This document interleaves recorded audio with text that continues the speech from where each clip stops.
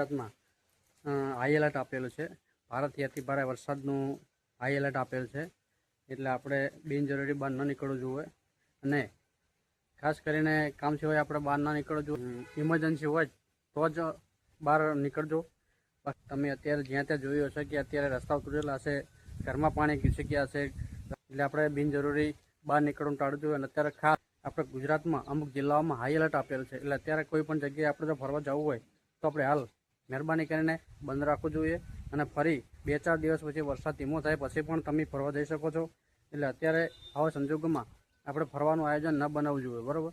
અને બીજું રસ્તા ઉપરથી પાણી પસાર થતું હશે અને અમુક તમે જગ્યાએ જોતા હશો કે ઉતાવળના કારણે ગાડીને પાણીમાં નાખી દે છે. પાણીમાં ગાડી તણાઈ જાય છે, પરિવાર ડૂબી જાય છે, આપણા ઘરના સભ્યો ખોવાઈ જાય છે, મળતા નથી.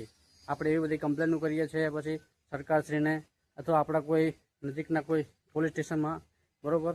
એટલે એવા કામ બનાવ આપણે ના બને એટલે આપણે એની જરૂર આપણે જ ધ્યાન રાખવું જોઈએ. એવા બનાવ ના બનવા જોઈએ. વરસાદ પડતો હોય ત્યારે આપણે ખુલ્લી જગ્યામાં ના ફરવું જોઈએ. એનું કારણ છે કે વીજળી ગમે ત્યારે પડી શકે છે.